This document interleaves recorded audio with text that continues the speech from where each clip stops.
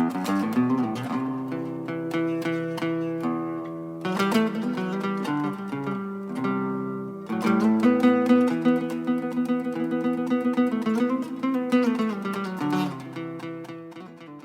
as an addendum to the last video I did of stuff I like to do, where I talked about, practicing doing the thing you want to be able to do.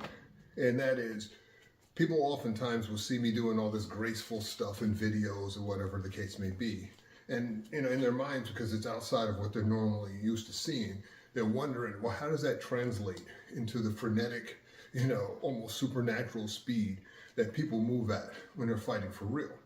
The reason I do that is because in order to be able to move gracefully requires that you have to commit your whole body to the movement. No matter how mundane a movement looks, the truth of the matter is we're always playing off of different parts of our body. If I lift my arm, well, there has to be things going on in my body so that my arm doesn't flop and do something uncoordinated or out of control. So the reason why I try to get people to be as smooth in their movement as possible is because it forces them to have to use their whole body, but also forces them to have to learn how to control and coordinate their whole body. Then from there, whatever technique they're going to use for whatever striking technique, I'm just using as an example, when you need to hit with power and speed, you now want to start off slowly and as gracefully as possible. And the reason you want to start off slowly and as gracefully as possible is because you got to train your muscles. It drives me crazy when I see people demonstrating techniques on the internet and they pay no attention to the development that has to take place in the body in order to be able to execute a technique properly. It drives me crazy. And the reason for that is a person who is skilled at whatever, I don't care, whatever art, well, yeah, you can make it work because you've developed yourself to be able to do it, whether you did it intentionally, whether you did it unintentionally. The point is you developed yourself. Most people will tell you that, well, how I developed it is, I practiced doing that kick or that strike or that grappling move 1,000 times. Yeah, that's part of it. But the reality is that no, you trained your muscles and your central nervous system and your fascia tissue to be able to recognize and respond a certain way. That's really what happened. And then anything beyond that, well, the technique basically was kind of like the lattice work that provided the structure from which you would build that skill or work those muscles and develop those muscles within, if that makes sense. So when I'm moving like this, I'm just going to use a chop, for example. If I'm doing a chop, or if you do karate, like when I used to do Ishiro, it's shuto strike, right? All I'm doing is as I'm bringing the hands and the elbow up and I'm dropping into that lead leg and I'm trying to time it so that just as I'm catching the drop where the ground's going to push back with equal force and inertia, but also I'm catching the rapid deceleration of my own mass. I'm extending the hand and then I'm cutting through. And if I'm hitting a person in the head, I'm trying to cleave their head in half. So how I practice this is I start off very slow, sometimes even with my hands by my side. So I learned how to get my hands up instantly, because you can't always assume that you're going to be in a situation where you're going to always be able to get your hands up before something happens. Sometimes you just got to go from where you are. That's just the way it is. I'm sorry, that's just reality. And as I'm doing this, what I'm doing is I'm feeling myself not only push from the rear leg to really accelerate my mass so that as I'm moving, my mass is always behind what I'm doing. And then as I'm dropping in, I then gradually increase the speed.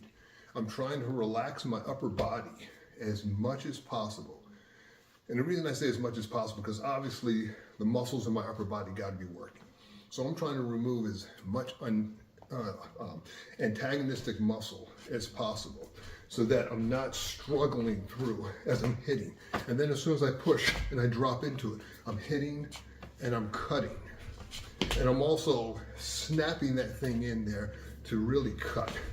And so as I practice this stuff, eventually I get to the point where I can do then multiple types of movements from different positions where I can feel the coordination and timing of my body, practicing to get faster and faster and faster. If you want to learn to get faster, after you start moving slowly, you have to practice moving fast, because you also have to learn to control the over travel. You gotta practice moving fast. It is a terrible, terrible mistake. I don't care what martial art you do, but especially a lot of internal arts where people, they get caught up and wrapped around the axle of either technique or this flowing kind of stuff, and they never practice doing those movements fast or in a more practical manner. And then when they try to deal with someone for real, and they get their freaking face punched in because the person they're dealing with just starts windmilling on them. I mean, we've all seen those videos with so-called martial arts masters get crushed by guys who were not even professional level fighters, just simply because they didn't care about, their titles or whatever, and they weren't afraid to get hit. And he just went in and freaking windmilled on these guys and beat the crap out of them. And a part of that is because they trained unrealistically. Real fights are fast. Real fights, there's aggression. Real fights, there's speed. Real fights, there's all kinds of stuff going on. And so as I practice my skills, I'm still thinking of if I had to hit somebody because they're trying to grab my leg as hard as I can in their neck to break their neck, or chop or drop my elbow in as hard as I can. I want to practice being able to move my body like that with as much coordination and control as I can muster to ensure all the force goes into them, but also so that when I do it, I'm not all over the place where I'm losing control of my body as best I can. The reason I say as best I can, anything can happen in a real fight. But one of the things is, if you do not train your muscles, if you do not train your central nervous system or your neurology to be able to move fast, to develop those motor units that allow you to move fast, that fast twitch fiber like I talk about, in the fast hands course, you just can't do it. And I see it all the time where people, they're like, yeah, what if I do this, what if I do that? Then as soon as I start moving fast with them, they get all stiff and they spaz out, and that's because they never actually train themselves to move against somebody who means to hurt them and take their head off and move fast like that under control. And when I mean under control, I'm not talking about, some rigid, stiff control. I'm talking just enough control to control your body so that even when you make a mistake, you can recover fast. So those are the kind of other things I practice, and it's nothing fancy. I'll just take a technique I want to do. I'll feel the timing I want to develop. Like one of my favorite things to do is practicing my uppercuts. And what I'm really doing is first I start off rotating my shoulders. Then I start adding the fists and the hips and the shoulders. And what I'm trying to do is get this feel right in here.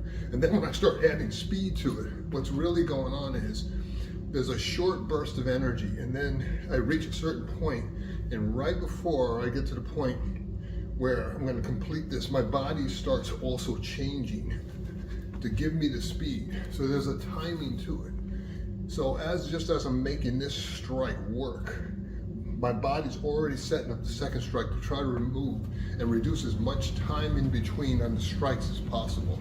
And it's a totally doable thing. I'll probably do another video after this where I talk about how I transition from one technique to another. I think I've done it in other videos, but again, I go back and I look at these videos and sometimes it's not as clear as I would have liked it to be. So hopefully you got something out of this one. I'll probably, like I said, do a video on how I transition from one skill to the next so you get a better feel of some of the things I like to practice that I like to do.